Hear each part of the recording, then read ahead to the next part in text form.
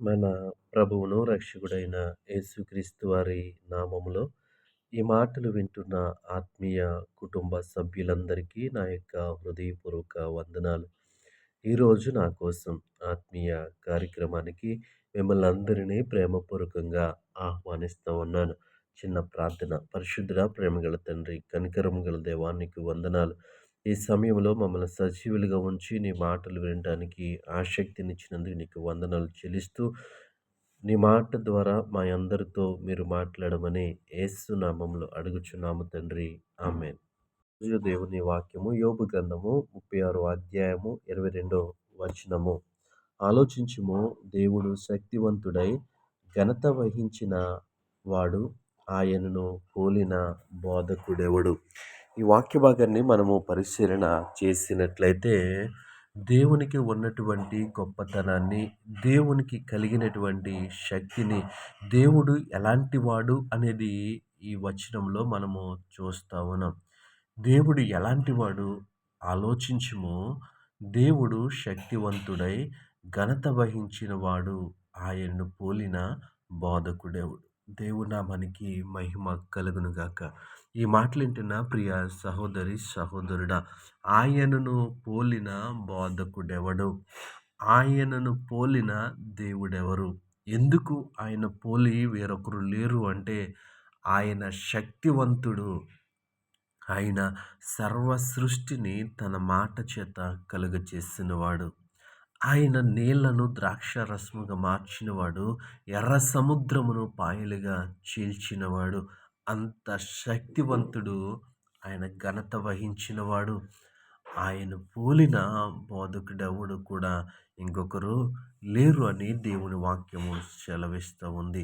ఈ ఉదయకాల సమయంలో ఈ మాటలు వింటున్న ప్రియ సహోదరి సహోదరుడా, నీకు ఉన్నటువంటి బలహీనతల్ని చూస్తూ ఉన్నప్పుడు, నీకు నాకు ఉన్నటువంటి ఆ సమస్యల వైపు చూస్తూ ఉన్నప్పుడు మనము చాలా బాధపడుతూ ఉంటాం, దిగులు చెందుతూ ఉంటాం. నాకు శక్తి చాలట్లేదు, నాకు శక్తి సరిపోవట్లేదు నా కుటుంబాన్ని పోషించుకోవటానికి, నా ఆర్థిక పరిస్థితులు మార్చుకోవటానికి నాకు శక్తి సరిపోవట్లేదు, నా ఆత్మీయ జీవితాన్ని బలపరుచుకోవటానికి, నా ప్రార్థన జీవితాన్ని బలపరుచుకోవటానికి నాకు శక్తి సరిపోవట్లేదు, నేను బలహీనుడును అని అనేక సందర్భాలలో ఈ లోకానుసారంగా మనము ఆలోచన చేస్తూ ఉంటాం. అయితే ఈ సమయంలో దేవుడు వాక్యం ద్వారా మనతో మాట్లాడుతూ ఉన్నాడు. దేవుడు శక్తివంతుడై, దేవునామానికి మహిమ కలుగునుగాక. ఆయన శక్తివంతుడు. ఆయన శక్తివంతుడు. ఎంత శక్తివంతుడంటే తన మాట చేత చనిపోయిన వారిని లేవనెత్తినటువంటి దేవుడు. దేవునామానికి మహిమ కలుగునుగాక.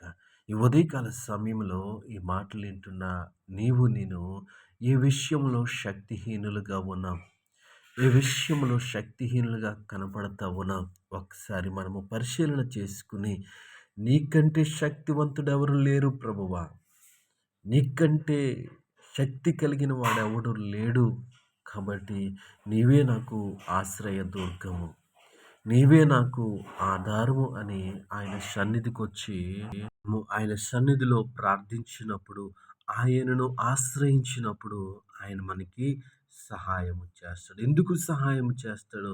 ఆయన శక్తివంతుడు కాబట్టి. ఎందుకు మనకి బలాన్ని ఇస్తాడు? ఆయన బలవంతుడు కాబట్టి. ఆయన బలము కలిగిన వాడు కాబట్టి ఆయన మనకి సహాయం చేస్తాడు. ఈ మాటలు వింటున్న ప్రియ సహోదరి సహోదరుడా, ఒకసారి ఆలోచించు. దేవుడు నీతో నాతో మాట్లాడుతూ ఉన్నాడు. ఆయన మనకి శక్తిని అనుగ్రహించేటువంటి దేవుడు. ఆయన మనకి బలాన్ని అనుగ్రహించేటువంటి దేవుడు. ఆయన మాటలు యందు విశ్వాసం ఉంచుదాం. ఆయన కలిగినటువంటి శక్తి చేత మనము విడుదల పొందుదాం. అట్టి కృప దేవుడు మనకి అనుగ్రహించునుగాక. ఆమేన్.